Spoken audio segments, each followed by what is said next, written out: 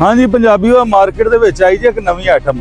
पहला गोकल चोर आया सी ते हुण पता नहीं इन्हें किहड़ा काम पाया जिहड़ा मूँह लुका के ते आंदा उत्थे। ये पहला जरा इहदियां गल्लां सुनो ते फिर इहदियां गल्लां दा जवाब भी देने। ਤੇ दूसरा ਤੁਹਾਨੂੰ एक गल कहांगा कि भाई चुप करके क्लिप सानू ना भेज दिया करो कि ਇਹਦਾ जवाब दिओ। मैं अगे भी ਤੁਹਾਨੂੰ एक वीडियो च कहा सी कि तुसीं गूंगे हो, तुसीं आप भी देने का जवाब दे सकते हो। नहीं वीडियो बना के दे सकते, कम से कम ਇਹੋ ਜਿਹੇ ਬੰਦੇ ਦੀ वीडियो के थल्ले जाके कमेंट जरूर कर दिया करो।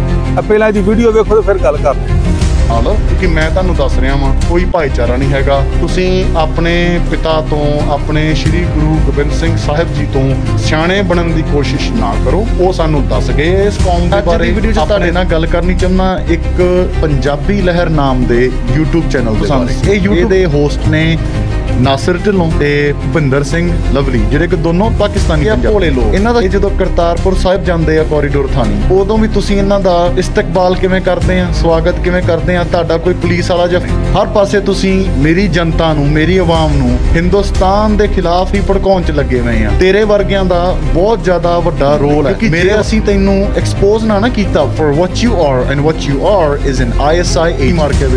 ਮੈਂ ਕਹਿ ਰਿਹਾ ਭੁਪਿੰਦਰ ਸਿੰਘ ਲਵਲੀ ਦੀ ਵੀ ਸੁੱਤਨ ਉਤਾਰ ਕੇ ਵੇਖੋ ਤੇ ਤੁਹਾਨੂੰ ਪਤਾ ਲੱਗ ਜਾਊਗਾ ਦੁੱਧ ਦਾ ਦੁੱਧ ਤੇ ਪਾਣੀ ਦਾ ਪਾਣੀ ਹੋ ਜਾਊ। ਇਹ ਦੋਨੋਂ ISI ਦੇ ਬੰਦੇ ਨੇ ਤੇ ਇਹ ਸਿਰਫ ਤੇ ਸਿਰਫ ਆਪਣੀ ਪੰਜਾਬੀ ਭੋਲੀ ਸਿੱਖ ਕੌਮ ਨੂੰ ਬ੍ਰੇਨ ਵਾਸ਼ ਕਰਨ ਦੇ ਲੱਗੇ ਆ। ਆਪਣੇ ਹੀ ਵਤਨ ਦੇ ਤੂੰ ਯੂਟਿਊਬਰ ਆ ਨਾ ਜੇ ਤੇ ਤੂੰ ਨਿਊਟਰਲ ਹੈ ਆਪਣੇ ਕੰਮ 'ਚ ਮਤਲਬ ਚੰਗੇ ਆ। ਤੂੰ ਸਾਡੇ ਲੋਕਾਂ ਨੂੰ 84 ਯਾਦ ਕਰਾਉਣਾ ਨਾ, ਸਾਡੇ ਲੋਕਾਂ ਨੂੰ 47 ਯਾਦ ਆ ਤੇ ਤੇਰਾ ਭਾਈਚਾਰਾ ਮੈਂ ਕਰਦੀ ਆ। ਮੈਂ ਤੈਨੂੰ ਰੁਕ ਜਾ, ਮੈਂ ਤੇਰੇ ਵੱਲ ਵੀ ਆਉਣਾ ਵਾ, ਤੇਰੀ ਵੀ ਸੁੱਥਣ ਲਾਉਣਾ ਮੈਂ ਸਾਰੀ ਦੁਨੀਆ ਦੇ ਸਾਹਮਣੇ। ਤੈਨੂੰ ਵੀ ਮੈਂ ਕਰਦਾ ਐਕਸਪੋਜ਼। ਤੂੰ ISI ਦਾ ਇੱਕ ਦੱਲਾ ਸੁੱਲਾ ਵਾ। ਤੂੰ ਪਾਕਿਸਤਾਨ ਚ ਪੰਜਾਬ ਚ ਇਹ ਸਿੱਖਾਂ ਨੂੰ ਪੈਸੇ ਦੇ ਕੇ ਬੁਲਾਉਂਦੇ ਆ ਤੇ ਉਹ ਸਰਦਾਰ ਇਹਨਾਂ ਦੇ ਸਾਹਮਣੇ ਮੁਜਰਾ ਕਰ ਰਿਹਾ ਹੁੰਦਾ, ਇਹਨਾਂ ਦੇ ਪੱਟਾਂ ਤੇ ਜਾ ਬਹਿੰਦਾ ਵਾ। ਜਾਗੋ ਸਰਦਾਰੋ ਜਾਗੋ। ਇਹਨਾਂ ਸੁੱਲਿਆਂ ਨੇ ਆਪਣਾ ਪੰਜਾਬ ਪਹਿਲਾਂ ਵੀ ਮਿੱਠੀਆਂ ਗੱਲਾਂ ਚ ਆਪਾਂ ਨੂੰ ਲਿਆ ਕੇ ਬਰਬਾਦ ਕੀਤਾ, ਇਹ ਫੇਰ ਕਰਨ ਨੂੰ ਫਿਰਦੇ ਆ। ਇਹਨਾਂ ਸੁੱਲਿਆਂ ਦੇ ਲਈ ਸਾਨੂੰ ਆਪਦੇ ਸਕੇ ਭਰਾਵਾਂ ਨਾ ਠੁਕਰਾਓ। ਅਸੀਂ ਆਪਣਾ ਭਲਾ ਸੋਚ ਰਹੇ ਹਾਂ, ਆਪਣੇ ਪੰਜਾਬ ਦਾ ਤੇ ਆਪਣੀਆਂ ਧੀਆਂ ਭੈਣਾਂ ਦਾ। ਜਾਗੋ ਸਰ ਵੇਖੋ ਪੰਜਾਬੀਓ ਸੁਣ ਲਈਆਂ ਜੇ ਗੱਲਾਂ ਇਹਦੀਆਂ।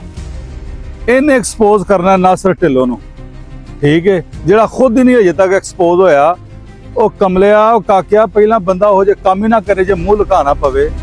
ਤੂੰ ਹਰੇ ਕਿਹੜੀ ਖੋਤੀ ਨੂੰ ਹੱਥ ਲਾਏ ਆ? ਮੂੰਹ ਤੂੰ ਲੁਕਾ ਕੇ, ਸਿਰ ਤੇ ਟੋਪੀ ਪਾ ਕੇ, ਗਲਵਜ਼ ਪਾ ਕੇ ਤੂੰ ਇੰਜ ਸਾਹਮਣੇ ਆਏ ਆ ਜਿਵੇਂ ਤੂੰ ਹੀ ISI ਦਾ ਏਜੰਟ ਹੈ। ਪਹਿਲਾਂ ਆਪਣੇ ਆਪ ਤੇ ਐਕਸਪੋਜ਼ ਹੋ, ਤੂੰ ਹੈ ਕੀ ਹੈ, ਕਿਹੜੀ ਬਲਾਮ ਹੈ ਤੂੰ, ਕਿਹੜੇ ਘੜੇ ਦਾ ਢੱਕਣ ਹੈ, ਪਹਿਲਾਂ ਆਪਣਾ ਤੇ ਦੱਸ। ਤੇ ਅਫਸੋਸ ਹੁੰਦਾ ਪੰਜਾਬੀਆਂ ਤੇ ਵੀ, ਭਾਵੇਂ ਦੋਵਾਂ ਪਾਸੇ ਦੇ ਪੰਜਾਬੀਆਂ ਦੀ ਮੈਂ ਗੱਲ ਕਰਨ ਡਿਆ ਕਿ ਜਦੋਂ ਇਹੋ ਜਿਹੇ ਬੰਦਿਆਂ ਦੀ, ਇਹੋ ਜਿਹੇ ਕੁੱਤਿਆਂ ਦੀ ਜਦੋਂ ਅਸੀਂ ਵੀਡੀਓ ਵੇਖਦੇ ਆ ਥੱਲੇ ਜਾ ਕੇ ਉਹਨਾਂ ਦੇ ਹਮਾਇਤੀ ਤੇ ਸਾਰੇ ਉਹਨਾਂ ਨੂੰ ਐਪਰੀਸ਼ੀਏਟ ਕਰਨ ਦੇ ਹੁੰਦੇ ਨੇ ਤੇ ਉਹਨਾਂ ਦਾ ਵਿਰੋਧ ਕਰਨ ਵਾਲਾ ਕੋਈ ਪੰਜਾਬੀ ਨਜ਼ਰ ਨਹੀਂ ਆਉਂਦਾ। ਜੇ ਅਸੀਂ ਇੰਜ ਦੀ ਵੀਡੀਓ ਪਾ ਦਈਏ ਤੇ ਉਹਦੇ ਥੱਲੇ ਵੇਖੋ ਉਹਨਾਂ ਦੇ 8-10 ਬੰਦੇ ਆ ਕੇ ਉਹ ਸਾਡੀ ਧੀ ਦੀ, ਭੈਣ ਦੀ, ਮਾਂ ਦੀ ਜੋ ਕਰ ਸਕਦੇ ਨੇ ਉਹ ਕਰਦੇ ਨੇ ਤੇ ਕੋਈ ਪੰਜਾਬੀ ਵੀ ਉਹਨਾਂ ਨੂੰ ਰਿਪਲਾਈ ਕਰਨ ਵਾਲਾ ਨਹੀਂ ਹੁੰਦਾ। ਉਹ ਸਮਝਦੇ ਨੇ ਪੰਜਾਬੀ ਕਿ ਇਹ ਜਿਹੜੀ ਗੱਲ ਹੋਈ ਹੈ ਨਾ, ਇਹ ਇਹਨਾਂ ਨਾਲ ਹੋਈ ਹੈ, ਸਾਡੇ ਨਾਲ ਨਹੀਂ ਹੋਈ। ਉਹ ਜਿਹੜੀ ਗੱਲ ਕਰਨ ਡਿਆ ਉਹ ਸਾਰੇ ਪੰਜਾਬੀਆਂ ਨੂੰ ਕਰਨ ਡਿਆ, ਹਰ ਉਸ ਪੰਜਾਬੀ ਨੂੰ ਕਰਨ ਡਿਆ ਜਿਹੜਾ ਅਮਨ ਚਾਹੁੰਦਾ, ਜਿਹੜਾ ਭਾਈਚਾਰਾ ਚਾਹੁੰਦਾ, ਜਿਹੜਾ ਇਸ ਮੁਹੱਬਤ ਦੀ ਫਿਜ਼ਾ ਨੂੰ ਕਾਇਮ ਰੱਖਣਾ ਚਾਹੁੰਦਾ। ਉਹ ਤੂੰ ਕੀ ਐਕਸਪੋਜ਼ ਕਰਨਾ ਸੰਗਿਆ? ਉਹ ਪਹਿਲਾਂ ਇੱਕ ਆਇਆ ਸੀ ਗੋਕਲ ਚੋਰ, ਉਹ ਬੂਟਾ ਸਿੰਘ ਲੰਗਾ, ਉਹ ਨਹੀਂ ਐਕਸਪੋਜ਼ ਕਰ ਸਕਿਆ। ਹੁਣ ਤੂੰ ਨਵਾਂ ਆਪਣਾ ਉਹਨਾਂ ਨੇ ਇੱਕ ਛੁਰਲੀ ਛੱਡ ਦਿੱਤੀ ਏ। ਉਹ ਵੇਖ ਸ਼ੇਰ ਘੁੰਮਦਾ ਹੀ ਪਿਆ ਮੈਦਾਨ ਦੇ ਵਿੱਚ, ਜਾ ਕੇ ਵੇਖ। ਪਹਿਲਾਂ ਆਪਣੇ ਕੰਮ ਦੇ ਨਾਲ ਉਹਦਾ ਜਵਾਬ ਦਿਓ ਤੇ ਫਿਰ ਤੁਹਾਨੂੰ ਮੰਨੀਏ। ਤੁਸੀਂ ਆਪਣੀਆਂ ਖੁੱਡੀਆਂ ਦੇ ਵਿੱਚ ਬਹਿ ਕੇ ਤੇ ਉਸ ਸ਼ੇਰ ਨੂੰ ਲਲਕਾਰ ਦਿਓ ਪਏ। ਇਹ ਵੇਖ ਸ਼ੇਰ ਫਿਰਦੇ ਪਿਆ ਮੈਦਾਨ ਦੇ ਵਿੱਚ। 75 ਸਾਲ ਲੰਘ ਗਏ ਭਰਾ ਤੇ ਮਿਲ ਚੱਲਾ। ਉਹ ਵੇਖੋ ਜੀ ਤੁਹਾਡਾ ਭਰਾ 75 ਸਾਲਾਂ ਬਾਅਦ ਗੱਲ ਵੱਖਰੀ ਪੈਣ ਲੱਗੀ ਹੈ। अस्सलाम वालेकुम। मैं इस ਵੇਲੇ ਮੀਆਂਵਾਲ ਪਿੰਡ ਦੇ ਵਿੱਚ ਆ। ਇਹ ਪਿੰਡ ਜਿਹੜਾ ਵਾ ਜਿੱਥੇ ਮੈਂ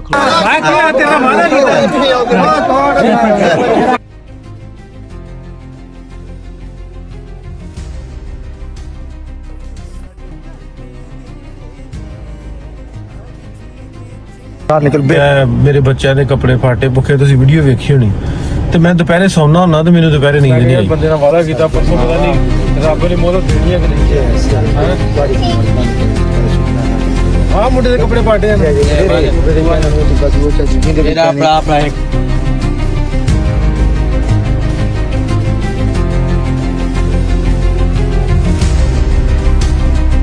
हां पुत की लेना है? हैं खिडौना लेना? केड़ा ਅੱਛਾ ਚੱਲ ਦੇਨੇ ਤੈਨੂੰ ਭਰਾ ਲੈ ਗਏ ਸੀ, ਦੂਜਾ ਭਰਾ ਰੋਈ ਜਾਂਦਾ ਮੇਰੇ ਕੋਲ ਆ ਕੇ। ਮੈਂ ਬਚ ਗਏ ਕੁਝ, ਮੈਂ ਕਿਹਾ ਉਹਨੂੰ ਦਵਾ ਬੱਚੇ ਨੂੰ। ਪਰ ਰੋਂਦਾ ਕਿਉਂ ਹੈ? ਆ ਗਿਆ ਠੀਕ ਹੈ ਹੈ। ਪਰ ਦੋਸਤੋ ਅਸੀਂ ਫਿਰਦੇ ਪਏ ਇਸ ਵੇਲੇ ਬਾਰਡਰ ਦੇ ਕੋਲ ਲੰਗਰ ਦੀ ਸੇਵਾ ਤੇ ਸਾਲੇ ਡੰਗਰਾਂ ਵਾਸਤੇ ਲੈ ਕੇ ਆਏ ਤੇ ਅਸੀਂ ਬਿਲਕੁਲ ਜ਼ੀਰੋ ਲਾਈਨ ਤੇ ਫਿਰਨ ਦੇ ਇਸ ਵੇਲੇ ਜੰਗਰਾ ਚੌਕੀ। ਅਸਲਾਮ ਵਾਲੇਕੁਮ। ਮੈਂ ਇਸ ਵੇਲੇ ਅਲੀਪੁਰ ਫਿਰਦਾ ਪਿਆ। ਅਲੀਪੁਰ ਦਾ ਏਰੀਆ ਅੱਗੋਂ ਅਜ਼ਮਤਪੁਰਾ ਨਾ, ਅਜ਼ਮਤਪੁਰਾ।